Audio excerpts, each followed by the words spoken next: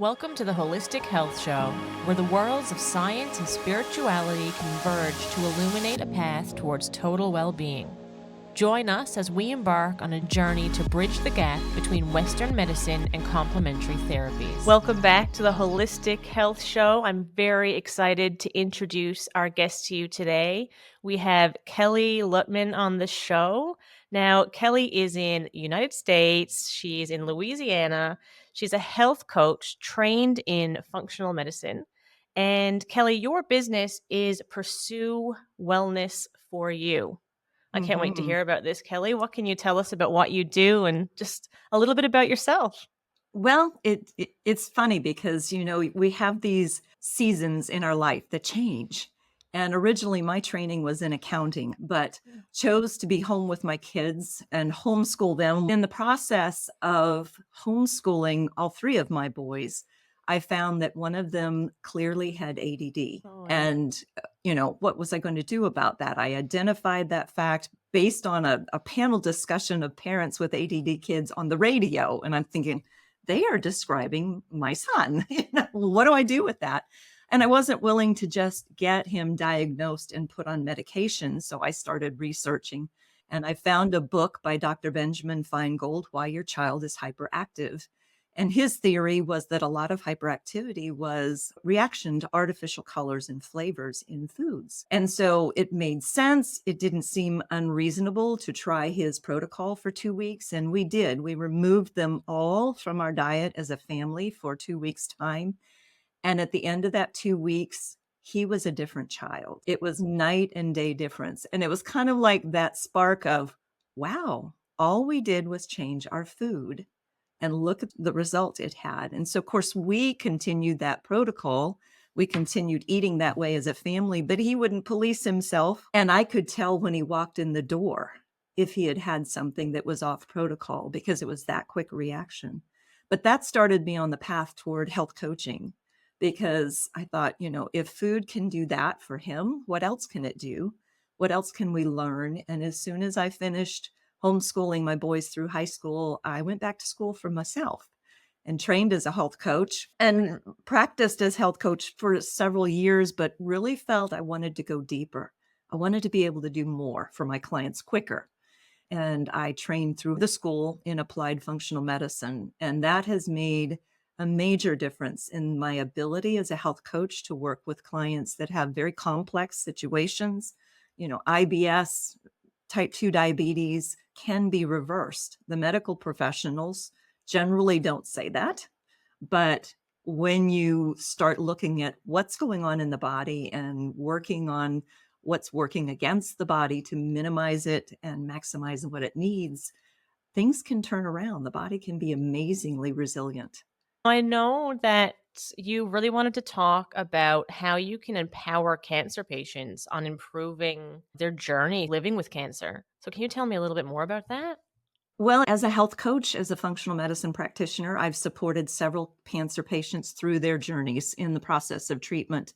But what really turned things around for me last spring of last year was a friend of mine who I'd known for several years reaching out to me by email and saying, Kelly, I'm getting ready to start my journey, start my treatment for breast cancer. And I've got a binder almost 2 inches thick with all the details of my protocol, my treatment plan.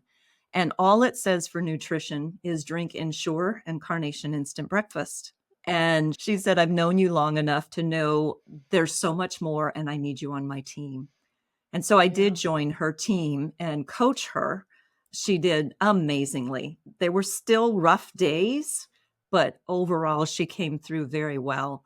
But I couldn't let go of that. How many patients are being told that Ensure Incarnation Instant Breakfast would give them anything of value? And so I decided to write a book. Thriving Through Cancer, a holistic approach for your journey. And the whole idea for the book is providing guidance for the cancer patient to support the rest of their body while they're going through treatment.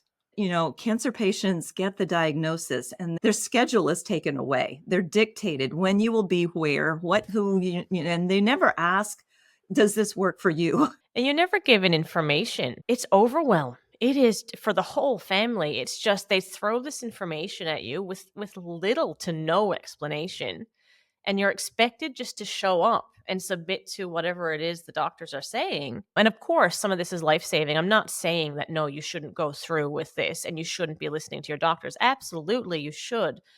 But you should be asking questions, and like what your friend did is reaching out to people you trust to supplement the care that you're getting and to make sure you're getting exactly what it is you as an individual need.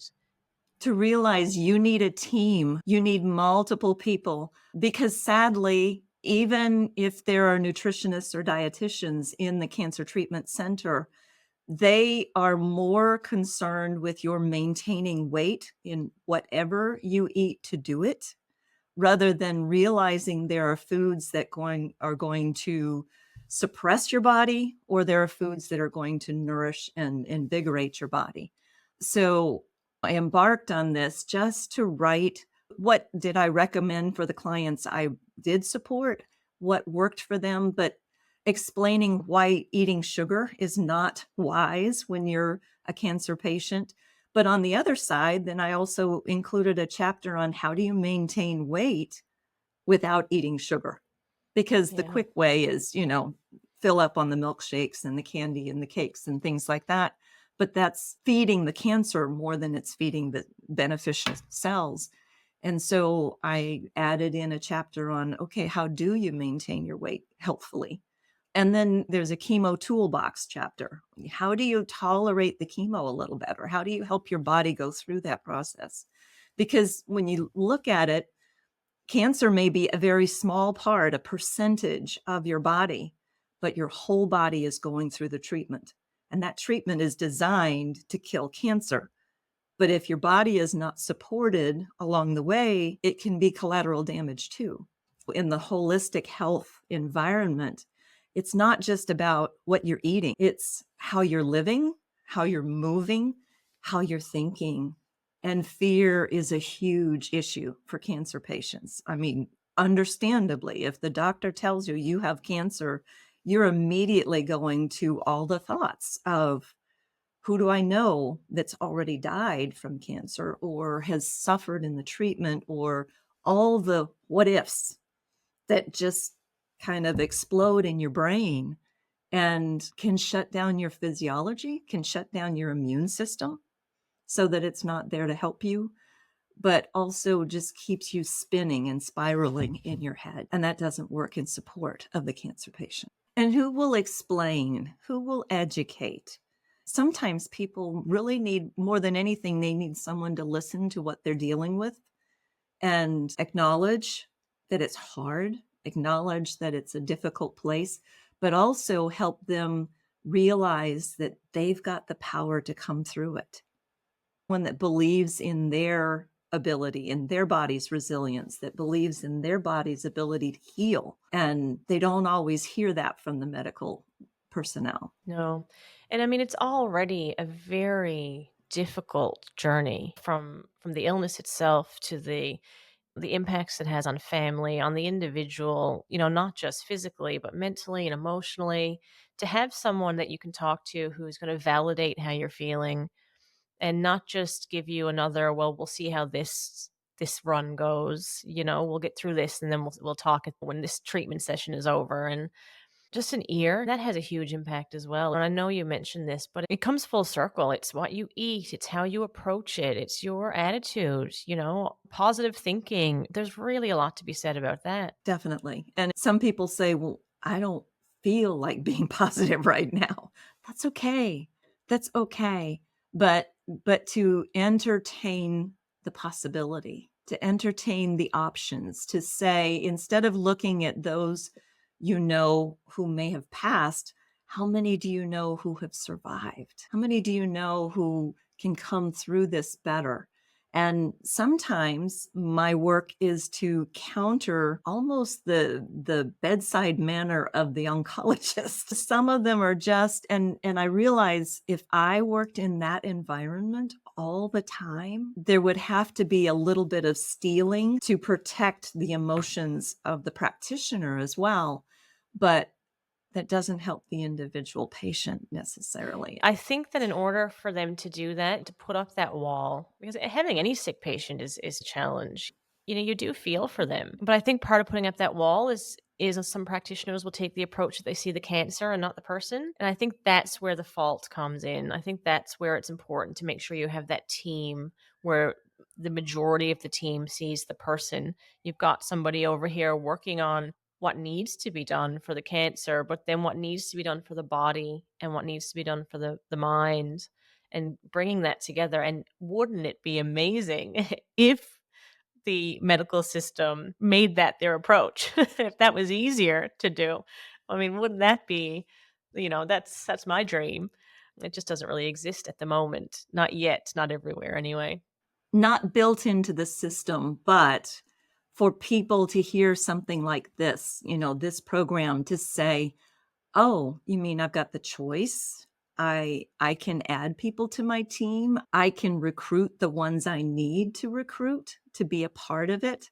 And to be honest, I even talk in the book a little bit about you may need to decide who you spend time with and who you don't, because the person that tends to have a negative perspective or is always talking about the things they Googled and all the negative stuff that came up, if that person is bringing you down and challenging your perspective, then it may be better to separate and spend less time with them in order to protect your own mindset. But then there are things that you can do that we don't always give the value to for us as human beings. Spending time in nature is so important. You may not be physically in a place where you can walk in a forest, or you're not in a place where there are many trees and forests, but if you can get by a tree, if you can sit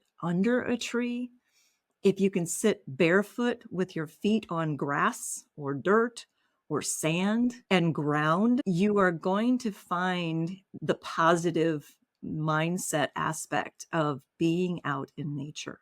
I actually have a full episode on that, on grounding. Anyone who is listening, definitely take that advice. Go back and, scroll through the episodes I have and find the one on grounding. It's very informative, and it gives you some really easy ideas. Like you mentioned, if you're not mobile and if you live in the middle of a city, it's not always easy to get out, but there's some tips and tricks in there on how you can start the grounding process and adapt that into your life really easily. The benefits are remarkable. It is, and I've had clients that weren't sure how they were going to incorporate it. There's ways to work it out. If you're walking your dog, kick your shoes off and walk in the grass alongside the dog for a little bit, and then put them back on and go on your way. So many different ways, but something as simple as that can work not only for your body, but for your mind. And I think that's what's important, is keeping it really simple. It's really easy to look at it and go, well, I don't have enough time. I already have so many things to do. How am I now going to add this in? I can barely make it to my doctor's appointments. But it's by taking these little things. And like you said, when you're walking the dog, and I mean, obviously you have to make sure you're safe, but it's just, you need to find things that just are in your daily life, 5 minutes, 10 minutes that you're already doing, and you can modify the way you're doing it to accommodate something that's really going to benefit yourself. Exactly, exactly. And a big one is the food we eat. Letting go of the processed packaged foods and discovering the produce section and the colors in that produce. The colors are nutrients. Eat the rainbow. And I talk about the benefits of the different colors in the rainbow, the ways to maximize. I explain the digestive system and how important just chewing is. We overlook that. So many of us are so occupied with all the stuff around us. We're not appreciating the food on our plate, and we're not taking the time to chew and process it to help us start the digestive process. A lot of my clients, I've worked with clients that had acid reflux, and one of the first things we start with is chewing. That'll be their first homework assignment, is really stop and chew your food. And they'll come back saying, wow, I can't believe how much difference that made. It's interesting you say that because I don't think people realize, we have teeth obviously to make it easier to get food in our body, but it's not just to get the food in our body. It's not just, we don't just, you can't just insert food into the stomach and it all works from there. You need to really use those teeth and start processing the food right from there. Exactly. It's mechanical and chemical because in the process of chewing, you're mixing the saliva, which has the enzymes that begin the digestion. That's actually the only part of digestion we can control. So take advantage of something you can control and spend more time chewing. I appreciate that it can be very difficult to change your diet, especially if it's a drastic change. If you're eating, and dare I say, the typical American diet where, you hear about it's just oversized and it's kind of fast food or deep fried and lots of sugary nights. You have junk food night, but if you're having junk food night every day, you go for that 3 p.m. snack and it's a few lollies that you have on your desk instead of a handful of nuts. It is going to be a challenge to adopt. And I wonder what you would say about this, but I think I would say, again, make the small changes. Start small and just build that habit. Exactly. And insert a little something different, whether it's go and pick something out of the produce section. Maybe it's an apple. I don't know. Maybe it's an orange, whatever it is, but just begin to add that in. And then if you find that you want more, you can add some more, but it's little by little, you can begin to crowd out the food that's working against you rather than having to do a drastic. Now, some will be, okay, this is my life. I am willing to make the big changes. But most people are like, oh, this is too much to think about and it's hard. So, yes, there are some adjustments. As part of the book, I created a book portal, a website, because I recognize that many cancer patients aren't in a place where they can read and comprehend very easily. They're not up for reading books. And so, what I did was I did the main 10 chapters in video. So through a QR code on the resource page of the book, they can go to my book portal and see the chapters in video and then have access to recipes to introduce some of this good food, to other resources that I mentioned, therapies that can help them. Just to look at maybe these are other team members that you want to consider or explore to expand what was harder to put in print with the book. And each of the chapters has a short put it into action guidance so that it's very simple little steps. So of course it's available on Amazon, which is worldwide, and they can get an ebook or a print book either way. But that's a start, and then all they need is the book to get into the book portal and get more information that way. So now we know that this book is available. So that's a great first start. And then how does somebody in that situation reach out? Where does somebody who's overwhelmed with all this information, this new diagnosis anyway, begin to think about doing these things? Hopefully listening to this podcast is going to help them. Do you have any resources or ideas about how people can share with their friends? Well, I think one of the things is just first find out what it is they feel the weakest in. Do they need help with their food? What kind of help do they need? And start with friends that you know. Maybe they would research or go online and explore oncology health coaches, because I know several who are trained in functional medicine but focus on oncology. They could certainly reach out to me and I can guide them and direct them in some other ways. But there are so many other modalities to help with relaxing and unwinding. On the book portal, I have some sound therapy for relaxation. It could be that you need to tap through a tapping technique or emotional freedom technique can help to work through all the fears and the questions and the debates that you're thinking. So I have reference on the book portal for a tapping coach. I want to be able to focus on the whole person. That's why the title even uses holistic, but spelled WHOLE -istic. because there's so much involved, and each person's need for their team members may be different. Someone may be pretty secure in their head space, but they need guidance for what to do with food or with movement, things like that.